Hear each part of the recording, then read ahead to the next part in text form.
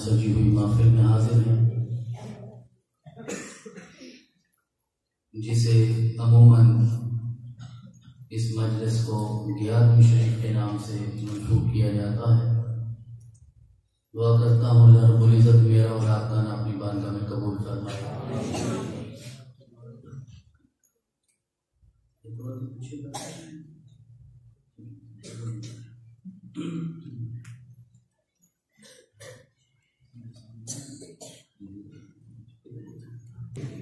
جو درجات ہیں، جو آپ کا مقام ہے، جو آپ کی عزت ہے، جو آپ کا رتبہ ہے، یقیناً وہ اللہ کی جناب میں مقبول ہے، اور اللہ رب العزت اپنی طاقت اور قدرت سے اس میں اضافہ بھی کر رہا ہے، اور صبح قیامت تک یہ فیضان جاری و ساری بھی رہے گا۔ اللہ رب العزت کی بارگاہ میں دعا ہے کہ وہ ہمیں بھی حضور سیدنا غوث اعظم کی سیرت پہ عمل کرنے کی توفیق عطا فرمائے۔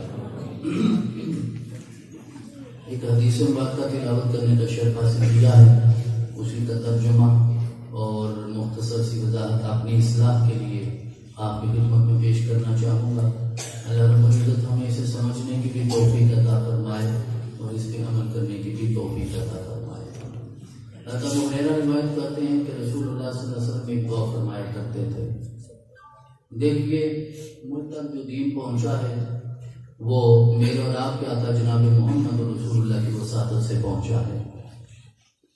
میں اللہ کو جانتا ہوں، اللہ کا تعارف ہے، اللہ کے گھر میں کھڑا ہوں، اسی کو سجدہ کرتا ہوں، اسی کی عبادت کرتا ہوں، اسی سے مدد طلب کرتا ہوں، اسی سے ہدایت طلب کرتا ہوں، اسی سے استقامت مانگتا ہوں، لیکن وہ در مجھے دکھایا ہے تو حضرت محمد رسول اللہ کی ذات گرامی میں دکھایا ہے۔ یہ دین جو ہم تک پہنچا ہے، جتنا بھی ہم جانتے ہیں وہ آمینہ کے لال کی جناب سے ہم تک پہنچا ہے، تو رسول اللہ صلی اللہ علیہ وسلم نے اپنی امت کو یہ دعا سکھائی ہے۔ اسے بہتر کوئی دعا نہیں ہوتی جو آمینہ کے لال نے الفاظ خود دے کر ہمیں دعا سکھائی ہو۔ ہم دعائیں تو کرتے ہیں، بہت ساری دعائیں کرتے ہیں، اپنی مرضی کی دعائیں کرتے ہیں، اپنی خواہشات کے مطابق دعائیں کرتے ہیں، لیکن آج ایک ایسی دعا آپ کی خدمت میں عرض کرتا ہوں تو جناب رسول اللہ خود بھی فرمایا کرتے تھے، اور آپ نے اپنی امت کو، اپنے صحابہ کو اور صبح قیامت تک آنے والے مسلمانوں کو یہ دعا سکھائی ہے۔ ہمیں اسے یاد بھی کرنا چاہیے اور اللہ سے مانگنا بھی چاہیے، اور جب دعا محمد رسول اللہ نے سکھائی ہو اور اسی واسطے سے اللہ کی بارگاہ میں مانگیں گے تو میرا رب اسے ضرور اپنی بارگاہ میں قبول کرے گا۔ حضرت ابو ہریرہ کہتے ہیں کہ رسول اللہ کی بارگاہ میں عرض کیا کرتے تھے کہ اللہم انی اعوذ بک من الاربع، کہ اللہ میں تو سے 4 چیزوں کی پناہ مانگتا ہوں۔ یہ 4 چیزیں وہ ہیں جن کی پناہ حضرت محمد رسول اللہ صلی اللہ علیہ وسلم بھی اللہ کی بارگاہ سے مانگا کرتے تھے۔ ارشاد فرمایا من علم لا ينفع، میں ایسے علم سے پناہ مانگتا ہوں جو علم نفع نہ دیتا ہو۔ مطلب یہ ہوا کہ کوئی ایسا علم بھی ہوتا ہے جو علم نفع مند نہیں ہوتا، نقصان دینے والا ہوتا ہے، غیر نافع ہوتا ہے۔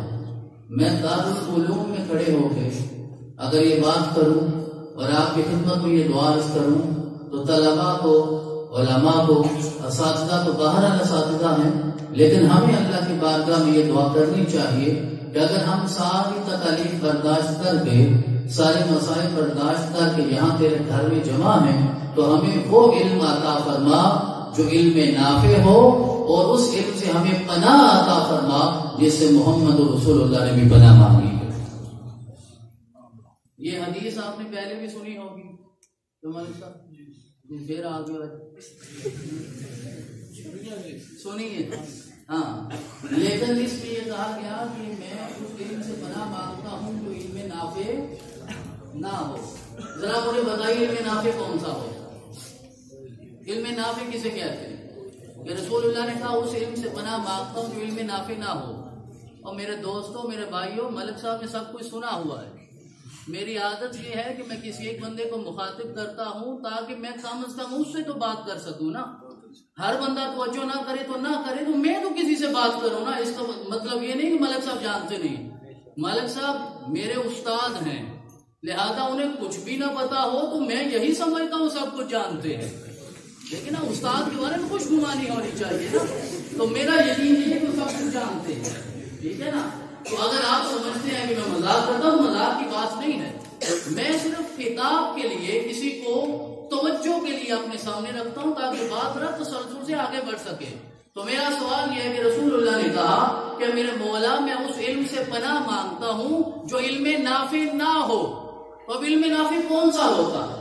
جو علم ہمیں حاصل کرنا، ہر ایک کو حاصل کرنا ہے، کس علم نافع کہتے ہیں؟ قرآن صاحب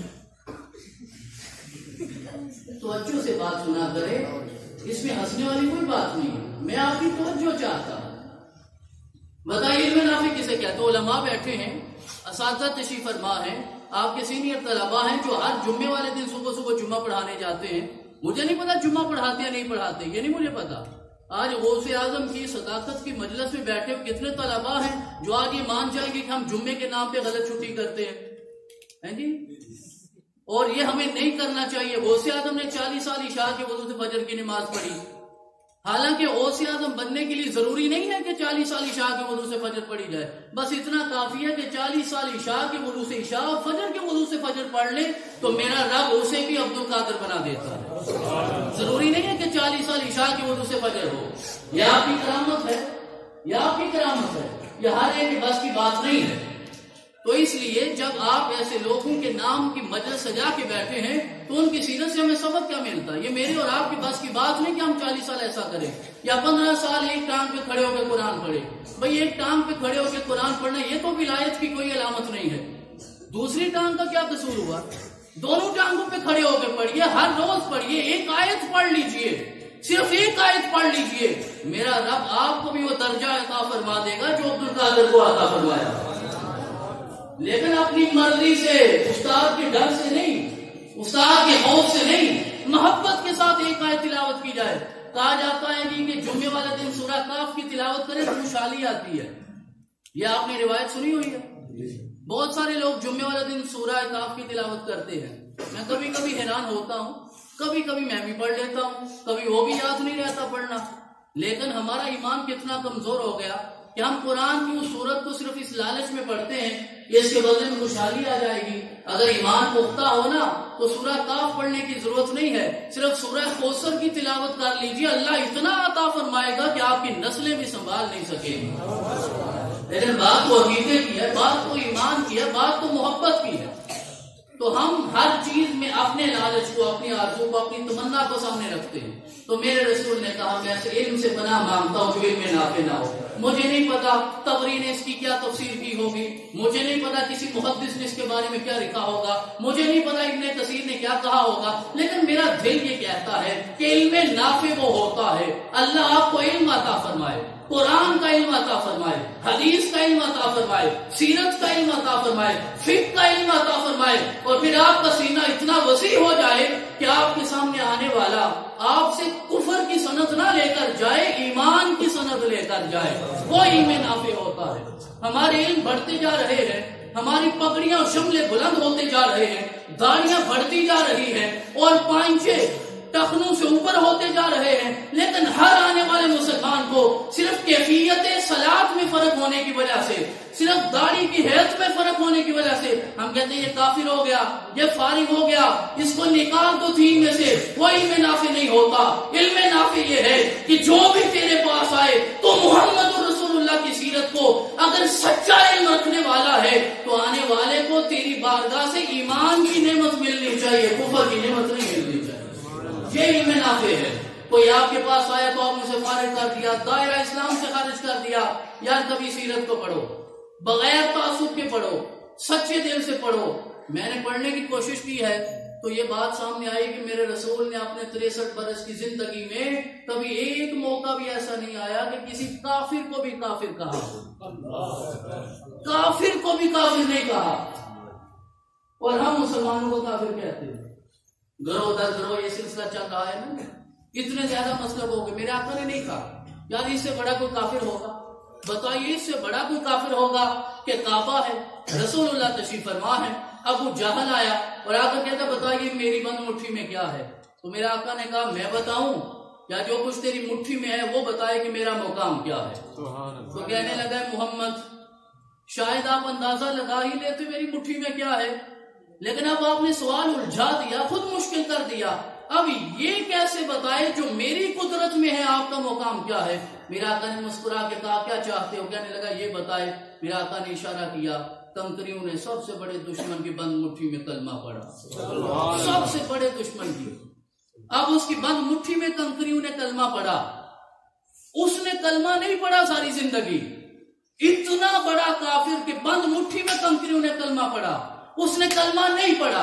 اب اس موقع پہ تو میرے آقا کیا دیتے نا، اس پہ لعنت کر دیتے، تباہی کی دعا بد دعا کر دیتے، بربادی کے لیے اللہ کی بارگاہ میں عرض کر دیتے، نہیں۔ میرے آقا نے ہاتھ اٹھائے، کہا میرے مولا یہ میرے مقام کو نہیں جانتا، تو اسے ہدایت عطا فرما۔ پھر بھی میرے آقا نے یہی دعا کی اور پھر اس دعا کا ثمر ملا، اور ملا فتح مکہ کے موقع پہ جب اکرمہ آیا تو میرے آقا نے ماتھے پہ بوسہ دیا، سینے کے ساتھ لگایا، کہا یہ میری اسی دعا کا ثمر ہے کہ میں نے تیرے باپ کے لیے ہدایت مانگی تھی، میرے رب نے تیری صورت میں اسے بھی ہدایت عطا فرما دی ہے، اور کہا میں تجھے زندگی ایمان کی عطا فرماتا ہوں اور موت تجھے شہادت کی عطا فرماتا ہوں۔ کبھی ہم نے اپنے کسی دشمن کے ساتھ ایسا برتاؤ کیا ہو؟ سوچئے، شاید کبھی ہو ہی گیا ہو۔ ہمارے ہاں تو یہ ہوتا ہے کہ جو ایک گالی دے گا وہ 2 سنے گا، جو 2 دے گا 4 سنے گا۔ یہ حضور غوث اعظم کی سیرت میں بھی یہی نظر آتا، یار 2 چیزوں پہ ایمان رکھو، ایک اللہ کی رحمت پہ اور اس سے بڑھ کر اللہ کی قدرت پر بھی ایمان رکھو، رحمت اور قدرت دونوں پر ایمان ہونا چاہیے۔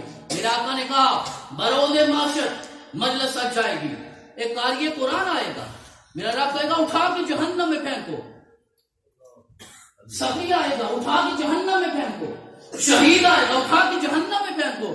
قاری صاحب کہیں گے ساری زندگی تو قرآن پڑھاتا رہا، تو میرا رب کہے گا نہیں تو قرآن پڑھاتا تھا کہ لوگ کہیں یہ زینت القراء ہے، فخر القراء ہے، تیرا مقصد یہ تو نہیں تھا تیرا رب راضی ہو جائے، تیری تلاوت میں ریا تھی، جاؤ جہنم میں۔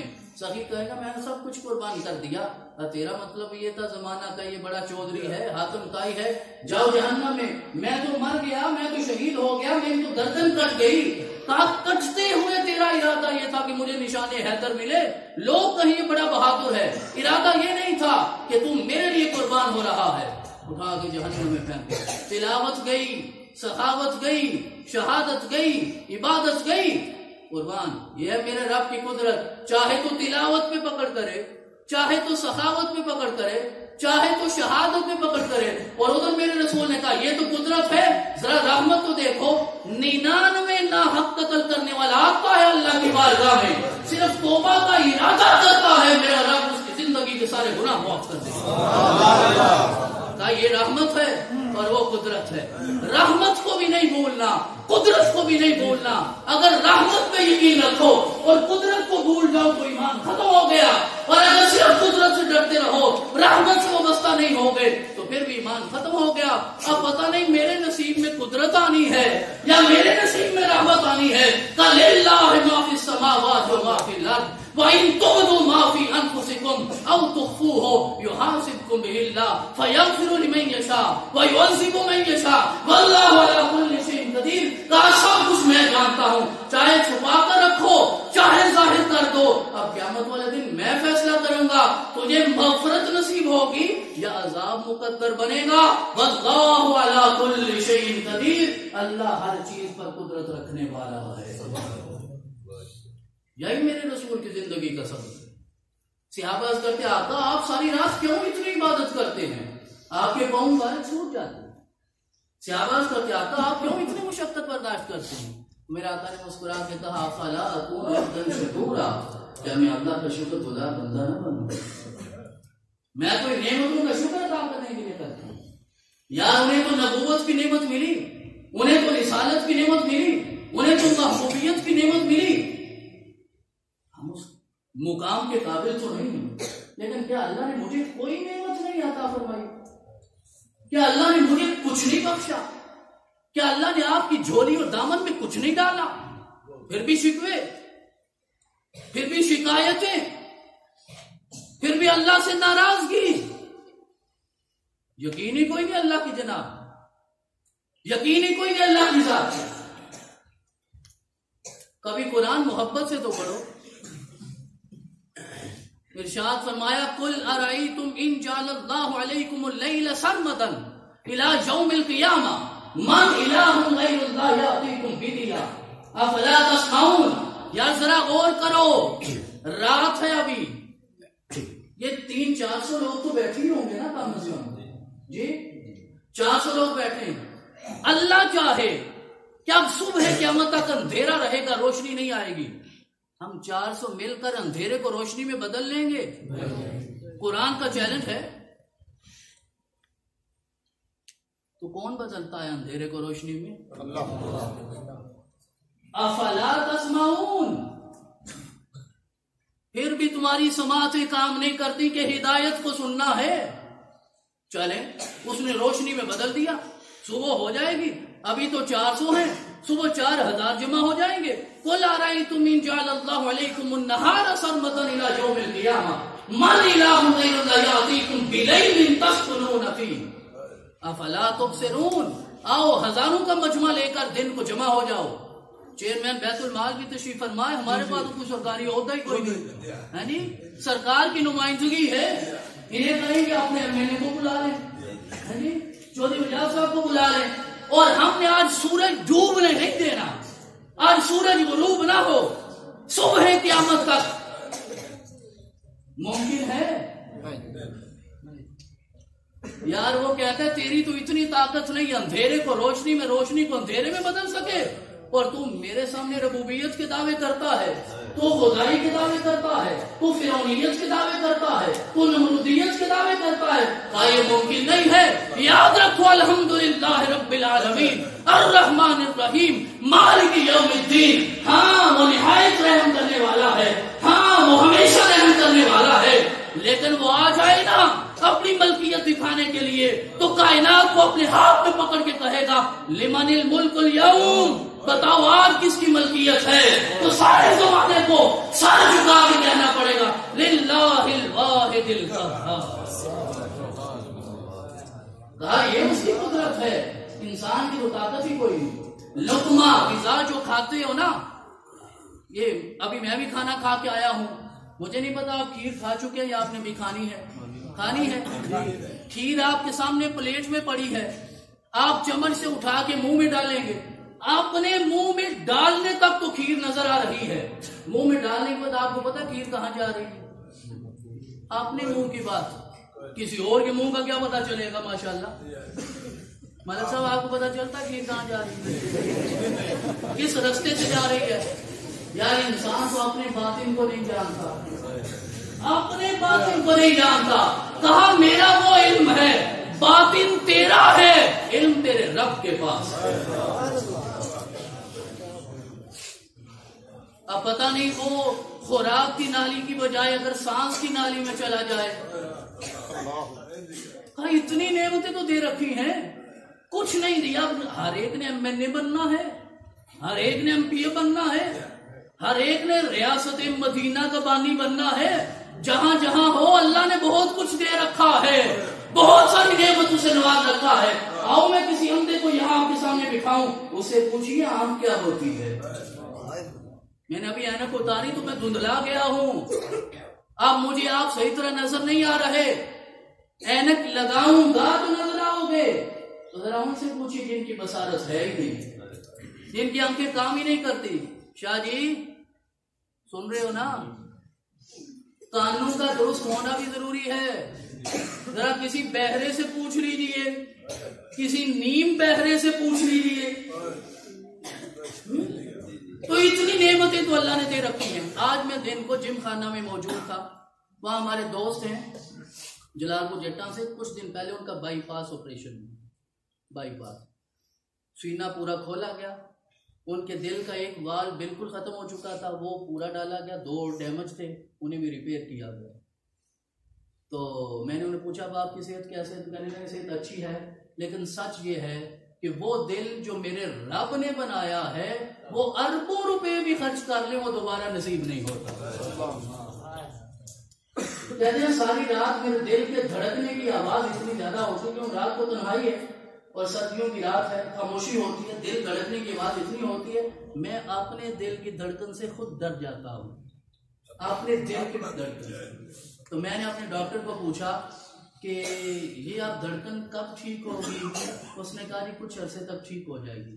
میں نے کہا کیا دھڑکن ٹھیک ہو جائے گی؟ اس نے کہا نہیں، دھڑکن نہیں ٹھیک ہوگی تو ٹھیک ہو جائے گا، تجھے عادت ہو جائے گی اس دھڑکن کی، اب یہ ایسے ہی رہے گی، کیونکہ یہ انسان کا دیا ہوا دل ہے اور وہ دل میرے رب نے عطا فرمایا۔ ہم میں سے تو کوئی ایسا نہیں ہے کہ جس کا دل ایسا ہو اس وقت جو کسی انسان کا دیا ہوا ہے، تو اللہ نے کچھ نہیں دیا، یہ عربوں کا دل تو عطا فرمایا ہے، اور کچھ نہ دیا ہو، یہ تو بخشا ہے۔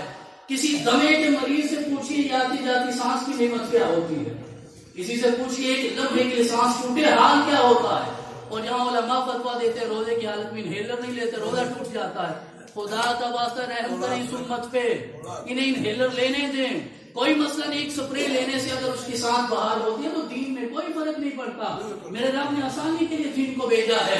اگر انہیلر لینے والے کو روزے کی حالت میں انہیلر کی اجازت دو گے تو میں کہوں گا وہ علم نافع ہے،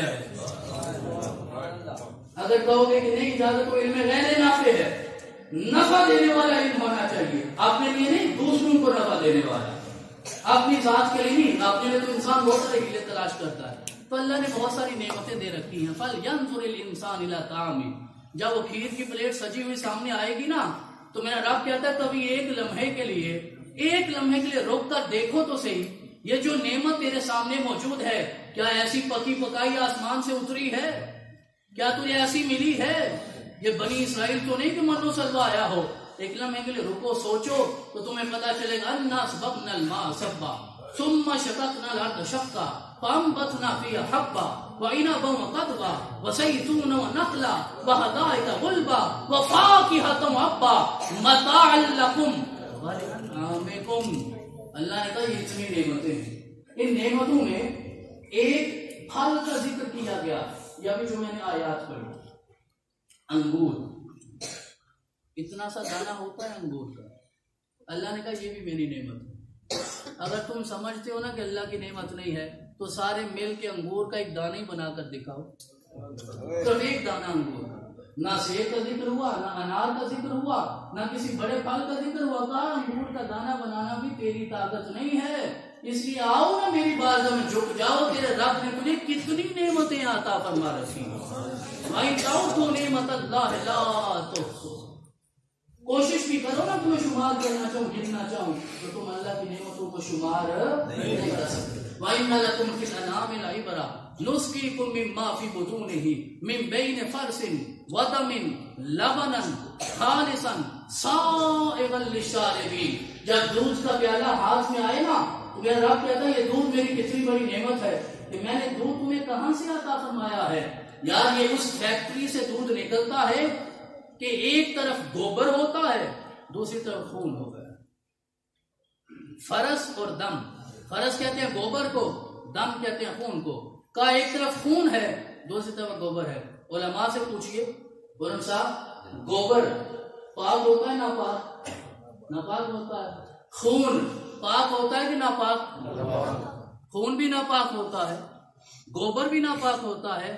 لاؤ نا دنیا کی کوئی ایسی دانش جو ان دو ناپاک چیزوں میں سے پاکیزہ پیدا کر کے دکھائے گا. یہ نہیں ہو سکتا. کبھی غور تو کرو نا، گھٹا گھٹ پی تو جاتے ہو، ایک لمحے کے لیے رکو تو صحیح. چلے جوانی میں پیا تو غور نہیں کیا، ابھی تو غور کر لیجئے. 50 سال گزرنے کے بعد تو بندہ غور کر لے. جوانی میں ہوش نہیں ہوتا نا، ان چیزوں کی طرف توجہ نہیں ہوتی. کہا غور تو کرو، میں نے دودھ میں بھی تمہارے لیے عبرت کی درس رکھا ہے، عبرت کی علامت اسے بنا کر تمہارے لیے رکھا ہے. پیغام ہے کہ دیکھو ایک طرف خون ہوتا ہے ایک طرف گوبر ہوتا ہے، دونوں ناپاک چیزیں ہیں. ان ناپاک چیزوں میں سے اللہ اپنی قدرت سے دودھ پیدا کر کے تمہیں عطا فرما دے گا.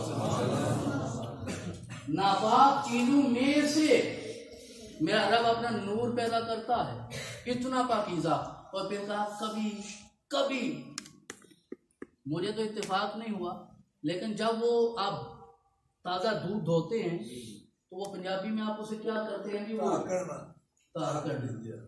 اور وہ اگر آپ خود وہ دودھ پیئیں تو اسے کیا کہتے ہیں؟ تارا. چلے جب دودھ گرم ہونے کے بعد ابلنے کے بعد گرم ہونے کے بعد ابلنے کے بعد سارے جراثیم مرنے کے بعد آپ کے سامنے آتا ہے، میں وہ بات نہیں کر رہا. جب آپ وہ تازہ دودھ براہ راست پینے کی کوشش کرتے ہیں، کبھی کبھی کسی نے یہ غور کیا ہو کہ وہ جو دودھ میں براہ راست لے رہا ہوں اس میں کہیں خون کا رنگ شامل ہے یا گوبر کی بو شامل ہے؟ وہ تو براہ راست کبھی نکلا، کسی فیکٹری میں نہیں گیا، کسی چولہے پہ نہیں چڑھا، کسی دیگچی میں نہیں رکھا، ابالا نہیں گیا. کہا اب بھی تم نہیں مانتے، کوئی تو ہے نا جو نظام ہستی چلا رہا ہے. تو کہا یاد رکھو وَإِنَّ لَكُمْ فِي الْأَنْعَامِ لَعِبْرَةً نُسْقِيكُم مِّمَّا فِي بُطُونِهِ مِن بَيْنِ فَرْثٍ وَدَمٍ لَبَنًا خَالِصًا سَائِغًا لِّلشَّارِبِينَ. تو اور اللہ نے کچھ نہیں عطا فرمایا. جب دودھ کا پیالہ دیا ہے اس کے بدلے میں تو 2 سجدے بنتے ہیں نا. اب تو اللہ کی بارگاہ میں جھکنا چاہیے نا، اور اس کی بارگاہ میں جھک کر سر سجدے میں رکھ کے کہہ دو سبحان ربی الاعلی، سبحان ربی الاعلی، سبحان ربی العظیم، سبحان اللہ و بحمدہ، سبحان اللہ العظیم. کا یہی میری قدرت ہے، یہی میری رحمت ہے، یہی دین ہے، یہی سیرت ہے، یہی تصوف ہے، یہی محمد رسول اللہ کی ذات ہے، اور یہی حضرت شیخ عبد القادر جیلانی رضی اللہ تعالیٰ عنہ کی زندگی کا سارا سبق ہمیں نظر آتا ہے. اللہم انی اعوذ بک من الاربع من علم لا ينفع. علم پڑھیے، آگے ہو، پہنچ گئے ہو، چلے کسی کے بھیجنے سے آئے ہو، کسی کی خواہش پہ آئے ہو. اب اللہ سے ہر نماز کے بعد دعا مانگا کرو، اگر علم عطا فرمائے تو علم نافع عطا فرمائے، خیر پہنچنے والا علم عطا فرمائے، نفع تقسیم کرنے والا علم عطا فرمائے. اگر آپ کو سمجھنا نہ آئے کہ علم نافع کیا ہوتا ہے تو اتنا مانگ لیا کرو، میرے مولا وہ علم عطا فرما دے جو تو نے حضور ضیاء الامت کو عطا فرمایا. تو یقیناً میرا رب عطا فرمائے. آگے ارشاد فرمایا وَمِن قَلْبٍ لَا يَخْشَىٰ. رسول اللہ نے کہا علم مل جائے نا، اب علم پہ انتہا نہیں ہوتی کہ علم مل گیا تو بات ختم ہو گئی. پھر اللہ سے وہ دل بھی مانگو جو اسے ڈرنے والا. اگر دل ایسا ہے جو اللہ سے ڈرنے والا نہیں ہے تو میرے رسول نے کہا میں اسے بناؤں.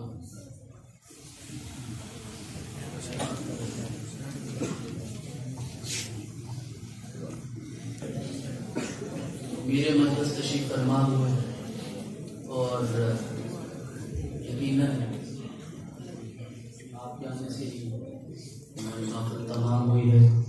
دعا کرتا ہوں اللہ رب العزت آپ کو عمر خیر عطا فرمائے، آپ کا سایہ ہمارے سر پہ سلامت فرمائے.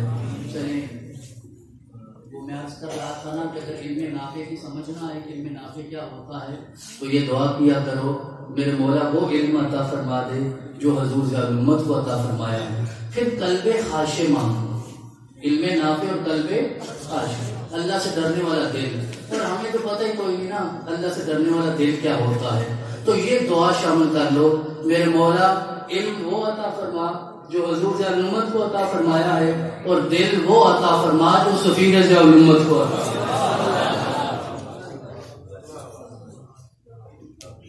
عبادت انسان کو سبق نہیں دیتی، کھلی آنکھوں سے جو دیکھا جائے نا وہ انسان کے دل میں اتر جائے. تو میرے رب سے قلب خاشع بھی مانگا کرے. بہت سارے علماء ہیں، یقیناً ہمیں بھی اصلاح کی ضرورت ہے.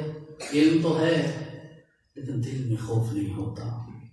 تو اگر دل میں خوف نہ ہو تو پھر میرا رب کہتا ہے سخاوت بھی جہنم میں، تلاوت بھی جہنم میں، اور شہادت بھی جہنم میں. عزیز طلباء، اس میں ایک بات عرض کرنا چاہتا ہوں طلباء کے لیے کہ یہ جو دو احادیث کی طرف میں نے اشارہ کیا ہے نا مولانا صاحب، یہ قیامت والے دن واقعہ نہیں ہوگا. ایسا ہونا کوئی نہیں کہ 99 قتل والا آئے اور میرا رب اسے معاف کر دے، یا کوئی شہید آئے اور جہنم میں جائے، سخی آئے تو جہنم میں جائے. نہیں، ایسا ہوگا نہیں. بس میرے رسول نے، میرے آقا نے، کیونکہ آپ حکیم ہیں، آپ طبیب ہیں، آپ نے اپنی امت کی نبض پہ ہاتھ رکھ کے دیکھا کہ انہیں رحمت صرف بتانے سے سمجھ نہیں آئے گی، انہیں کوئی واقعہ ہو نا تو پھر رحمت کی سمجھ آتی ہے. تو کہا اللہ کی تو رحمت اتنی ہے وہ تو 100 قتل بھی معاف کر دیتا ہے، اور انہیں قدرت بھی سمجھ نہیں آئے گی. تو کہا قدرت ایسی ہے شہادت میں بھی ریا شامل ہو جائے تو میرا رب جہنم میں ڈال دیتا ہے. تو اگر نہ قرآن کی پہلی آیت میں کہہ دیا وہ تو رحمان بھی ہے، وہ تو رحیم بھی ہے، تو وہ تو اتنا رحمان ہے کہ 100 قتل والے کو بھی جنت دیتا ہے، تو کیا شہادت والے کو دوزخ عطا فرمائے گا؟ میرا رب ایسا نہیں. تو یہ واقعہ نہیں ہوگا، یہ صرف تمثیل ہے، یہ صرف حکایت ہے، یہ صرف سمجھایا کیا ہے. اور اس طرح کی بہت ساری مثالیں ہمیں قرآن میں اور احادیث میں نظر آتی ہیں. تو قلب خاشع، ڈرنے والا دل. حضور غوث اعظم کو میرے رب نے جتنا علم عطا فرمایا ہے، پتہ ہے کتنا علم تھا. ہم تو حضور غوث اعظم کو صرف کرامات کی حد تک جانتے ہیں کہ آپ کی یہ کرامت، یہ کرامت، یہ کرامت. آپ کے علم کو ہم نے کبھی پڑھا نہیں. آپ کی جو مجلس رہتی تھی نا، جس مجلس کی نسبت سے آج یہ 11ویں شریف کی محفل ہے، جو ہر مہینے کی 11 تاریخ کو آپ درس دیا کرتے تھے، آپ کا درس کتنا علم پہ مبنی ہوتا تھا کہ آپ کے زمانے کے بہت بڑے مفسر ہیں عبد الرحمن ابن جوزی، ابن جوزی کے نام سے مشہور ہے. وہ آپ کی مجلس میں جایا کرتے تھے. کہتے ہیں کہ ایک مجلس میں حضور غوث اعظم نے قرآن کی آیت پڑھی اور اس آیت کی تفسیر کرنا شروع کر دی. آیت پڑھی اور تفسیر کی. ایک تفسیر کی ابن جوزی نے اس کی تصدیق کی، دوسری کی تصدیق کی، تیسری کی تصدیق کی. 11 تفاسیر آپ نے ایک آیت کی بیان کی، توجیحات، نکات بیان کیے. ابن جوزی نے تصدیق کی. جب آپ نے 12ویں تفسیر کی تو انہوں نے کہا اس سے بڑھ کے علم تو اللہ نے مجھے بھی عطا نہیں فرمایا. اور ایک آیت کی 40 تفاسیر حضور غوث اعظم نے ایک مجلس میں فرمائی. تو اس علم نافع کے ساتھ میرے رب نے قلب خاشع ایسے عطا فرمایا کہ پھر آواز آئی کہ عبد القادر تیری عبادت اللہ کی بارگاہ میں قبول ہو گئی، آج کے بعد عبادت کی کوئی ضرورت نہیں ہے. تو آپ نے پڑھا لا حول ولا قوت الا باللہ العلی العظیم. پھر آواز آئی کہ اللہ نے تجھے علم جو دیا ہے، تیرے علم نے آج تجھے بچا لیا ہے کہ یہ آواز کس کی ہے. آپ نے پھر پڑھا اور کہا نہیں، میرے علم نے نہیں، میرے رب کے فضل نے مجھے بچا کے رکھا. تو اللہ سے علم مانگو، اس کے بعد اس کا فضل مانگو. قیامت والے دن سوال ہوں گے. رسول اللہ نے ارشاد فرمایا لا تزول قدم ابن آدم یوم القیامہ حتی یسأل عن خمس. 5 چیزوں کے بارے میں سوال ہوگا، جو آپ دو گے تو آگے جاؤ گے. وان عمرہ فیما افناہ، وان شبابہ فیما ابلاہ، وان مالہ من این اکتسبہ وفیما انفقہ، وماذا عمل فیما علم. اللہ نے جتنا علم دیا ہے اس پہ کتنا عمل کر کے آئے ہو، قیامت والے دن اللہ کی بارگاہ میں جواب دینا. تو اس لیے قلب خاشع بھی اور علم نافع بھی اللہ کی جناب سے مانگا کرو. میرے رسول نے خود دعا سکھائی. تو ہمیں اس دعا کو اپنی زندگی میں شامل کرنا چاہیے، دعا یاد بھی کرنی چاہیے اور اللہ کی جناب سے مانگنا بھی چاہیے۔ آگے ارشاد فرمایا من نفس لا تشبع، اور تیسری یہ دعا کیا کرو میرے مولا وہ نفس نہ مجھے عطا فرما جو کبھی سیر ہی نہ ہوتا، جو کبھی بھرتا ہی نہ ہو، وہ نفس مجھے نہیں چاہیے۔ اور آج مجھے لگتا یہ ہے کہ ہم سب کے نفوس ایسے ہی ہو گئے، ایک خواہش پوری ہوتی ہے تو دوسری طلب، ایک طلب ہوتی ہے تیسری آرزو ہوتی ہے تو چوتھی تمنا، زندگیاں گزر جاتی ہیں یوں خواہشات میں، کبھی مکمل ہی نہیں ہوتی۔ میرے آقا نے ارشاد فرمایا تم چاہتے ہو کہ سب سے غنی ہو جاؤ، تم چاہتے ہو سب سے امیر ہو جاؤ، تو اللہ نے جتنا دیا ہے اس کے قناعت کر لو، میرا رب زمانے میں سب سے غنی تمہیں بنا دے گا۔ جتنا اللہ نے دیا، ہر انسان کی دو سب سے بڑی خواہشیں، ہر انسان دو سب سے بڑی، پہلی یہ ہے کہ میری دولت زیادہ ہو جائے، یہ ہر انسان کی ہے، میری دولت زیادہ ہو جائے، اور دوسری خواہش یہ ہے کہ میری زندگی اتنی ہو جائے زمانہ مر جائے میں نہ مروں، یہ ہر انسان کی خواہش، کوئی مرنا نہیں چاہتا اور دولت بھی سارے چاہتے۔ میرے رسول نے اس کا نسخہ تھا، آقا نے ارشاد فرمایا صحابہ چاہتے ہو کہ دولت میں برکت ہو جائے، رزق میں برکت ہو جائے، آقا چاہتے ہو زندگی میں برکت ہو جائے، آقا چاہتے ہو، تو میرا آقا نے ارشاد فرمایا نسخہ میں دیتا ہوں، عمل تم کرو، اللہ رزق میں بھی برکت دے گا، زندگی میں برکت عطا فرما دے گا۔ صحابہ نے عرض کیا آقا ارشاد فرمایا، آپ نے ارشاد فرمایا جو تمہارے ساتھ تعلق توڑتا ہے تم اس سے تعلق جوڑتے چلے جاؤ، اللہ رزق بھی بڑھاتا جائے گا، زندگی بھی بڑھاتا جائے گا۔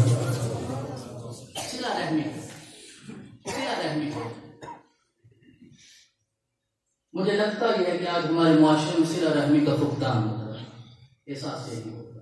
ہم کہتے ہیں جو اچھا کرے گا ہم بھی اس کے ساتھ اچھا کریں گے، جو اچھا نہیں کرے گا تو ہم بھی اس کے ساتھ اچھا نہیں کریں گے۔ میرے رسول کی زندگی میں ایسا ہے۔ ایک سوال میں اکثر کیا کرتا ہوں، 1,24,000 انبیاء میں سے میرے رب نے حضرت محمد رسول اللہ صلی اللہ علیہ وسلم کو امام کیوں بنایا؟ حضرت آدم کو کیوں نہیں بنایا؟ سب سے پہلے حضرت ابراہیم کو کیوں نہیں بنایا؟ حضرت اسماعیل کو کیوں نہیں بنایا؟ حضرت موسیٰ کو کیوں نہیں بنایا؟ حضرت عیسیٰ کو کیوں نہیں بنایا؟ حضرت محمد رسول اللہ کو بنایا۔ تو کبھی سیرت کو پڑھ کے دیکھے تو دل یہ کہے گا میرے اور آپ کے آقا نے اس منصب کا حق ادا کر دیا، کوئی نہیں کر سکتا۔ یار کہیں نہ کہیں جا کے صبر ختم ہو گئے، میرے آقا کی زندگی میں صبر ختم نہیں ہوا، صبر ختم نہیں ہوا۔ دیکھیے لوگوں کی زندگیاں کیسی تھی، کیسے کیسے خاندان تھے، اور فتح مکہ کے موقع پہ میرے آقا نے کہا جو کعبہ میں آئے اسے بھی امان ہے، جو ابو سفیان کے گھر جائے اسے بھی امان عطا کر۔ اے میرے رسول کے غلاموں، آج علم کی ضرورت ہے ضرورت، اس میں کوئی شک نہیں، لیکن سب سے بڑی ضرورت یہ ہے کہ اپنے سینے وسیع کرو، دشمن کو قبول کرو، کوئی حج نہیں ہے۔ وہ کسی فلسفی سے کسی نے پوچھا کہ بتائیے اگر کوئی بندہ نفرت کرتا ہو تو اس کا کیا علاج ہے، حسد کرتا ہو تو کیا علاج ہے؟ تو جواب دیا جو نفرت کرتا ہے اس کے بدلے میں اسے محبت عطا کر دی۔ کہا اگر محبت دی جائے پھر بھی نفرت کم نہ ہو تو کہا پھر اس دوا کو بڑھاتے چلے جائیے، انشاءاللہ نفرت محبت میں تبدیل ہو۔ زمانے میں دیکھا ہے، آپ کے ارد گرد دیکھا ہے، کہیں کہیں دیکھا ہے، چیزیں بدل جاتی ہیں، کردار ہونا چاہیے، اخلاق ہونے چاہیے، ذات ہونی چاہیے، شخصیت ہونی چاہیے، رویہ ہونا چاہیے، سب کچھ تبدیل ہو جاتا ہے۔ تو میرے رسول صلی اللہ علیہ وسلم دعا کرتے ہیں کہ ایسا نفس میرے مولا مجھے نہیں چاہیے جو کبھی سیر نہ ہوتا ہو، جو کبھی بڑھتا نہ ہو۔ آپ نے ارشاد فرمایا جو انسان ایک بار اپنے لیے سوال کا دروازہ کھول لیتا ہے، سوال کا دروازہ کھول لیتا ہے، مانگنے کی لذت اسے ہو جاتی ہے، تو میرا آقا نے کہا میں قسم کھا کے کہتا ہوں صبح قیامت تک وہ مانگتا رہتا ہے، کبھی بھی اس کی طلب پوری نہیں ہوتی۔ ہمیں دینے والا بننا ہے، لینے والا نہیں بننا۔ یار اللہ کا شکر ادا کیا کرو اگر کوئی تمہارے دروازے پہ مانگنے والا آئے، کوئی تمہارے سامنے سوال کرے، دامن پھیلائے، اللہ کی بارگاہ میں جھک کر کہا کرو کہ میرے مولا نے مجھے دینے والا بنایا ہے، لینے والا نہیں بنایا۔ یہ اللہ کی بہت بڑی نعمت ہوتی ہے، یہ اللہ کی بہت بڑی عطا ہوتی ہے۔ تو رسول گرامی صلی اللہ علیہ وسلم کی زندگی سے ہمیں یہ سبق ملتا ہے۔ تو اپنے رویوں میں ہمیں سیدھا رہنے کے جذبات کو پیدا کرنا ہو. میرے آقا نکلے صحابہ کی مجلس سے اور ایک بوڑھیا رستے میں تھی. اس نے آپ کا بازو پکڑا, کہا یہاں بیٹھیے, میں آپ سے بات کرنا چاہتی ہوں. پتہ کہاں بٹھایا؟ کچے فرش پہ. آج مجھے کوئی کہے میں تو نہیں بیٹھوں, ہماری تو حضرت ہوتی ہے والی کائنات تشریف فرما ہوئے, وجہ تخلیق کائنات تشریف فرما ہوئے. وہ باتیں کرنے لگی. زمانہ کہتا تھا اس کا عقلی توازن نہیں ہے, کبھی ایک بات, کبھی دوسری بات, کبھی تیسری بات, کبھی چوتھی بات, باتوں میں ربط نہیں ہے. صحابہ نے عرض کیا آقا لوگ منتظر ہیں, نماز کا وقت ہے, لیکن میرے آقا نے کہا نہیں, میں بیٹھا رہوں گا, باتیں سنتا رہوں گا. وہ کرتی رہی, آقا سنتے رہے. جب وہ خود تھک ہار کے خاموش ہوں, کہا محمد اب آپ چلو. میرے آقا کھڑے ہوئے اور آپ نے صحابہ سے مخاطب ہوتے ہوئے کہا کہ تم خود کہتے ہو کہ یہ خاتون عقلی توازن نہیں رکھتی اور اس کی کوئی بات نہیں سنتا. جی ہمارے آقا اس کا توازن ہی کوئی نہیں, اس کی بات کو کوئی نہیں سنتا, اور آپ اتنی دیر سنتے رہے. میرے آقا نے مسکرا کے ارشاد فرمایا یہی تو زمانے کو بتانے آیا ہوں, جس کی کوئی نہیں سنتا اس کی محمد سنا کرتا. تو ہمارے ہاں تو یہ رواج ختم ہو گئے. ہم تو اس کی سنتے ہیں جس کی زمانہ سنتا ہے. کبھی ہم نے اس کی سنی ہو, کبھی کسی کو 2 لمحے دیے ہوں, جس کی کوئی نہیں سنتا اس کے ساتھ پہ ہاتھ رکھا ہو. میرے اور آپ میں سے کوئی نہیں ہوگا, لیکن کوئی تو ہے نا, کوئی تو ہے نا جس نے کہا تھا جب تک میں زندہ ہوں میرے ادارے میں کوئی یتیم نہیں ہوگا. میرا رب اپنی نشانیوں کو زندہ رکھتا ہے. اب میرا قصور تو نہیں کہ میں اس زمانے میں پیدا نہیں ہوا, اب میرا قصور تو نہیں کہ میں کرنے والا میں پیدا نہیں ہوا, اب میرا قصور تو نہیں کہ میں نے خلفائے راشدین کو نہیں دیکھا, اب میرا قصور تو نہیں کہ میں نے ویسے کرنے کو نہیں دیکھا, اب میرا قصور تو نہیں کہ میں نے حضرت شیخ عبد القادر جیلانی کو نہیں دیکھا. تو میرا رب جانتا ہے آج پیدا ہونے والوں کا یہ قصور نہیں ہے. تو کسی کو میرے رب نے ضیاء الامت دکھا کے کہا کہ رب کا قدرت و فیضان آج بھی زندہ ہے, اور کسی کو سفیر ضیاء الامت دکھا کے کہا آج بھی جھکو تو میرا رب عطا فرماتا. تو وہ انصاف کرنے والا ہے, وہ نوازنے والا ہے, وہ عطا کرنے والا ہے. کہا وہ نفس نہ مانگو جو کبھی نہیں بھرتا, رب سے اتنا مانگو, اتنا مانگو عزت کے ساتھ زندگی گزر جائے, اس سے بڑی کوئی نعمت نہیں ہوا کرتی. خواہشات بڑھتی چلی جائیں, بڑھتی چلی جائیں, زندگیاں ختم ہو جاتی ہیں, دل دل میں پھنس جاتا ہے انسان, نتیجہ نہیں ملتا, منزل نہیں ملتی, انسان منزل آشنا نہیں ہوتا. اور آخری چیز میرے آقا نے ارشاد فرمایا یہ بھی دعا کیا کرو. یہ بڑی معنی ہے, بہت ہی معنی کرو. میرے آقا نے ارشاد فرمایا اللہ سے یہ عرض کیا کرو میرے مولا وَمِن دُعَاءٍ لَا يُسْمَعُ, میں وہ دعا مانگوں ہی نہ جو تیری بارگاہ میں قبول نہیں ہوتی. مجھے وہ دعا مانگنے کی توفیق عطا فرما جسے تو اپنی بارگاہ میں قبول کر. کبھی ہم نے سوچا ہی نہیں کہ میرے آقا نے کیا نسخہ عطا فرمایا. ہم پتہ نہیں کیا کیا مانگتے ہیں, بہت کچھ مانگتے ہیں. ہاں اسی سے مانگنا ہے. ایاک نعبد و ایاک نستعین اہدنا الصراط المستقیم صراط الذین.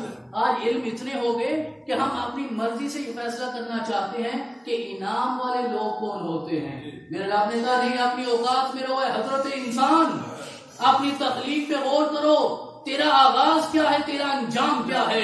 اللہ کی جناب میں علم نہیں چاہیے, اللہ کی بات میں صرف اتنا عرض کیا کرو میرے مولا ہمیں پتہ نہیں انعام والے کون ہیں, صرف اتنا جانتے ہیں کہ تو ہمیں بھی ان کا ساتھ عطا فرما دے جن میں تو نے اپنا کرم کیا ہوا. خود نہ فیصلہ کرو کہ وہ کون ہے, خود فیصلہ نہ کرو, اپنے من میں ڈوب کر پا جا سراغ زندگی.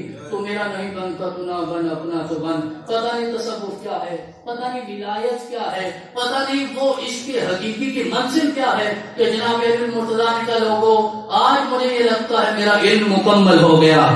صحابہ نے عرض کیا حضرت ہم تو تب سے یقین رکھتے ہیں جب آپ نے کہا انا مدینۃ العلم وعلی بابھا, ہم تو تب سے یقین رکھتے ہیں. آپ کو آج لگتا ہے؟ کہا ہاں آج یہ احساس دامنگیر ہے کہ جیسے میں کچھ بھی نہیں جانتا. کہا آج یہ احساس دامنگیر ہے جیسے میں کچھ بھی نہیں جانتا. اور کہا جب انسان یہ مان لینا, جب یہ اعتراف کر لینا میں کچھ نہیں جانتا, پھر میرا رب سب کچھ عطا فرما دے. اور ہمیں 2 کہ ہم سب کچھ جانتے ہیں. تو کہا آج یہ لگتا ہے میں کچھ نہیں جانتا. اور جب انسان مان لے, انسان ہار مانے تو صحیح نا. چلو کسی کے سامنے نہیں, اپنے رب کے سامنے تو ہار جاؤ, اپنے رب کے سامنے تو جھک جاؤ, اپنے رب کے سامنے تو ہاتھ باندھو. یہاں تو دنیا کی عزتیں مارتی ہیں, ناک مارتا ہے کسی کے سامنے ہاتھ جوڑنے سے. اللہ کی بارگاہ میں چلے اللہ کے سامنے بھی جاگتے ہوئے نہیں, زمانہ سو جائے, رات گہری ہو جائے, پھر تو اللہ کی بارگاہ میں ہار مان کر کہا کرو میرے مولا میں کچھ نہیں ہوں, سو کا سورج طلوع نہیں ہوگا, میرا رب تمہیں سب کچھ عطا فرما. وہ آج نہیں پسند کرتا, وہ کہتا ہے جھکتے چلے جاؤ, تیرا رب تجھے عطا فرماتا چلا جائے گا. ومن دعاء لا یسمع, اور یہ کہا کرو میرے مولا میں وہ دعا نہ مانگا. تو صحابہ نے اس کے آقا وہ کیسے ممکن ہوتا ہے کہ ہم جو بھی دعا کریں قبول ہو؟ تو میرا آقا نے کہا اطب مطعمک تکن مستجاب الدعوات, اپنے کھانے کو حلال اور پاکیزہ کر لو, اللہ تیری ہر دعا اپنی بارگاہ میں قبول کر لو. اگر حرام کا ایک لقمہ نہ جائے, کہا حلال کر لو. وہ حضرت غوث اعظم کے والد گرامی نے ایک سیب ہی کھایا تھا, اور اللہ نے اتنا اجر دیا, اتنا اجر دیا, اتنا اجر دیا, اتنا اجر دیا, میں کہتا ہوں اور کچھ نہیں دیا تو عبد القادر تو عطا فرمایا. صرف ایک سیب کھایا تھا اور اس کے بدلے میں میرے رب نے اتنا عطا فرمایا. اطیب مطعمک تکن مستجاب الدعوات, کھانے کو پاکیزہ کر لو, کھانے کو حلال کر لو. وہ حضرت ضیاء الحق فرمایا کرتے تھے نا. اس نوجوان نے جب یہ پوچھا کہ بتائیے میں تزکیہ نفس کرنا چاہتا ہوں, آپ نے فرمایا ایک نسخہ ہے, جب کھاؤ تو حلال کھاؤ, جب بھی بولو تو سچ بولو. بس تو میرا رب کی زبان سے نکلی ہر دعا اپنی بارگاہ میں قبول فرمائے گا. حضرات محترم, یہی حضرت شیخ عبد القادر جیلانی کی زندگی ہے, دیکھیں صوفیاء کی زندگی ہے. اور مجھے لگتا یہ ہے کہ حضرت ضیاء الامت نے حضور غوث اعظم کی سیرت کو سامنے رکھ کر شاید یہ بات کی تھی, جب کھاؤ تو حلال کھاؤ, جب بولو تو سچ بولو. کہا کچھ ہے, کہا ہاں یہ اندر جو سلوکتا ہے نا اس میں میری ماں نے کچھ بھی کے رکھا ہے. کہا ہمارے سامنے تو کوئی مانتا نہیں, تو کہتا ہے اس کے اندر ہے, ہمیں تو ملا نہیں ڈھونڈنے سے. کہا ہے تو صحیح, تمہیں نہیں ملا لیکن ہے صحیح. کہا اتنا اعتراف کیوں؟ کہا چلتے ہوئے میری ماں نے کہا تھا کہ جب بھی بولنا ہے سچ بولنا ہے. آج تو نے پوچھا تو میری ماں کا چہرہ میرے سامنے آیا کہ آج ماں ناراض ہو جائے گی, اگر جھوٹ بولوں گا تو مجھے اتنا خوف ماں کی ناراضگی کا ہے. تو جسے علم حاصل کرنے سے پہلے, یہ واقعہ حضرت غوث اعظم کی بغداد جانے کے وقت کا ہے, علم حاصل کرنے سے پہلے, جسے علم حاصل کرنے سے پہلے ماں کی ناراضگی کا اتنا خوف ہو, تمہیں کیا لگتا ہے علم حاصل کرنے کے بعد اسے رب کی ناراضگی کا خوف نہیں ہوتا؟ یہ علم حاصل کرنے کے پہلے کا واقعہ ہے. آج دنیا بات کرتی ہے تعلیم کم ہو گئی, تعلیم کم ہو گئی. تعلیم نہیں کم ہوئی, تربیت مر گئی, تربیت ختم ہو گئی. غوث اعظم ابھی تو علم حاصل کرنے جا رہے تھے, یہ کس نے سکھایا تھا کہ جھوٹ نہیں بولنا؟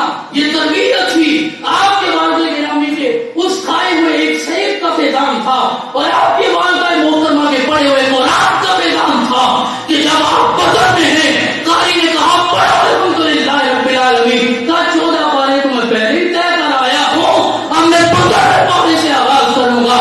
آج بھی بدر اتنا پاکیزہ ہو جائے, بدر میں حلال رزق آ جائے تو ہر گھر میں حضرت غوث اعظم عبد القادر جیلانی میرا رب عطا فرما دے. مشکل نہیں ہے لیکن آسان بھی نہیں ہے. کہنا مشکل نہیں ہے اور کرنا آسان بھی نہیں ہے. یہی تو فلسفہ ہے. خطابات ہوتے ہیں, واز ہوتے ہیں, کرنا پڑے تو بڑا مشکل ہوتا ہے, لیکن انسان چلے تو صحیح نا. اب میرے رب نے یہ تو نہیں کہا نا کہ ہر بندہ عبد القادر ملے, ہر بندہ ہی عبد القادر بن جائے. کا کوشش تو کرو نا, تیری جو بھی حیثیت ہوگی رب تجھے عطا فرما دے گا. آج ہماری نمازیں اس لیے ہیں کہ جنت مل جائے, روزے اس لیے ہیں کہ جنت مل جائے. ہر انسان یہی چاہتا ہے. مجھے کبھی کبھی لگتا ہے کہ ہمیں تو یقین ہی کوئی نہیں اپنے رسول کی ذات گرامی پہ. میرا آقا نے کہا جنت کی ضمانت تو میری ہے, تم کچھ بھی کر کے لے آؤ, میں شفاعت کروں گا, رب تمہیں جنت عطا فرما دے گا. تو جنت تو مل بھی جائے. اللہ نے دنیا میں بھی ایک جنت رکھی ہے نا سمجھانے کے لیے. وہ آخرت کی جنت جو مرنے کے بعد ملے گی اس کا تو کسی کو نہیں پتا نا. دنیا میں بھی ایک جنت ہے, پتا ہے آپ کو بچوں؟ جی کون سی ہے جی؟ بچے بول رہے ہیں کون ہے؟ ماں. ہاں لیکن ایک وہ جنت ہے جسے ہم کہتے ہیں حصی جنت، جس کے آپ اندر بھی جا سکتے ہیں، جس طرح اس مسجد کے اندر آئے ہیں، جہاں بیٹھ سکتے ہیں، جہاں سجدہ کر سکتے ہیں، جہاں نماز پڑھ سکتے ہیں، جہاں قرآن کی تلاوت کر سکتے ہیں. پتہ ہے جنت کا نام کیا ہے؟ ریاض الجنہ. اسے کہتے ہیں ریاض الجنہ. ریاض الجنہ وہ کہاں ہے؟ مدینہ شریف میں. میرے مولا ہم تو جنت کا لالچ لے کر کاروان حسنات و برکات کے ساتھ عمرہ کرنے جاتے ہیں اور مکہ پہنچتے ہیں تو کہتا ہے طواف کر لو جنت تو نہیں ملے گی، حجر کے بوسے لے لو جنت تو نہیں ملے گی، مقام ابراہیم پہ نفل پڑھ لو جنت تو نہیں ملے گی، صفا مروہ پہ سعی کر لو جنت تو نہیں ملے گی. ہم تو جنت لینے آئے ہیں. کہا جنت مکہ میں نہیں، رب نے جنت کو مدینہ میں رکھا. کوئی اختلاف نہیں کرتا اس سے، کوئی حتیٰ کہ سعودی حکومت بھی اختلاف نہیں کرتی. انہوں نے بھی مانا ہے جنت کا ٹکڑا ہے، حدیث لکھی ہوئی ہے نا وہاں پہ، یہ جنت کا ٹکڑا ہے. تو میرے رب نے جنت سمجھائی ہے کہ وہ آخرت کی جنت ہے، مرنے کے بعد ملتی ہے. تمہیں دنیا میں رب نے جنت کا موقع دیا ہے. تو میرے مولا جنت کہاں سے ملے گی؟ کہا جنت کہیں اور سے نہیں ملتی، جنت تو محمد رسول اللہ کے قدموں سے ملتی. لوگ اختلاف کرتے ہیں، کہتے ہیں نہیں بس وہ براہ راست اللہ سے لینا چاہیے، ہماری تو خیر اتنی پہنچ نہیں کہ ہم لے سکیں. تو لوگ کہتے ہیں تو وہاں حضرت ابراہیم علیہ السلام کے قدموں لگا جو پتھر ہے جسے مقام ابراہیم کہتے ہیں، وہاں حضرت ابراہیم کے قدموں کے نشان ہیں. تو میرا رب نے ابراہیم خلیل اللہ کے قدموں لگے پتھر کو اتنی عزت دی، کہا قیامت تک آنے والا ہر انسان یہاں سجدہ کرے گا تو عمرہ اور حج مکمل ہو، قبول کا نہیں پتا، مکمل ہوگا، مکمل ہوگا. تو جہاں ابراہیم کے قدموں کی اتنی عزت ہو تو جہاں محمد رسول اللہ کے قدم ہے اس کا مقام کیا ہو. ابھی عبدالعبی صاحب کے ساتھ یہ اکتوبر میں ہم گئے تھے عمرہ کے لیے، تو مکہ میں بھی ہم رہے، مدینہ شریف میں بھی رہے. لیکن ایک دن ایسا نہیں ہوا کہ میں نے انہیں دیکھا ہو کہ یہ حجر اسود چومنے کے لیے کوئی تکلف کر رہے ہیں، یہ ضرور حجر اسود کو چومنا ہے. ایک دن بھی ایسا نہیں ہوا. لیکن ریاض الجنہ جانے کے لیے ہر روز تکلف ہوتا ہے. حجر اسود چومنے کے لیے تکلف نہیں ہے، ریاض الجنہ جانے کے لیے ہر روز تکلف ہے. یار یہ معاملہ کیا ہے؟ کہا اہل محبت کا تو یہی معمول رہا ہے، وہ پتھر جسے محمد رسول اللہ نے ایک بار چوما ہے اس کو اللہ نے اتنا مقام دے دیا اور اتنا اختیار دے دیا کہ اسے چومو تو زندگی کے سارے گناہ معاف ہو جاتے ہیں. پتھر ہے، پتھر ہے. اور لوگ کہتے ہیں پتھر کو عبادت کی نیت سے چوما جائے تو شرک ہوتا ہے نا. شرک، پتھر کو عبادت کی نیت سے چوما جائے تو شرک ہوتا ہے، لیکن اس پتھر کو عبادت کی نیت سے چوما جائے تو ایمان ہوتا ہے. کیوں؟ اسے محمد رسول اللہ نے چوما ہے. تو ہم تو اس پتھر کو چومنے کے لیے اتنا لالچ کرتے ہیں جسے آپ نے زندگی میں ایک بار چوما ہے، تو اس کا لالچ کیوں نہیں کرتے جہاں محمد رسول اللہ آج بھی تشریف فرما. تو میرے رب نے فلسفہ سمجھایا ہے. فلسفہ دین کا فلسفہ یہ ہے کہ دنیا کی جنت بھی محمد رسول اللہ کے قدموں میں اور آخرت کی جنت بھی محمد رسول اللہ کے قدموں میں. اور جو سمجھ گیا وہ فلاح پا گیا، اور جو علم کی گتھیاں سلجھاتا رہا وہ پھر ہارون الرشید کی طرح جنت کے محل سے بے خبر رہتا ہے، اسے نصیب نہیں ہوتا. اور زبیدہ خاتون کو میرا رب عطا فرما دیتا ہے. تو علم اللہ کی نعمت ہے، لیکن علم نافع، قلب خاشع اور نفس وہ جو کوئی بھی لالچ نہ رکھنے والا ہو، اور دعا وہ جسے اللہ اپنی بارگاہ میں قبول فرمائے. اسی لیے تو ہم نے یہ واقعہ بھی سنا ہے کہ حضرت غوث اعظم نے چور کے لیے دعا کی تو کتب بن گیا.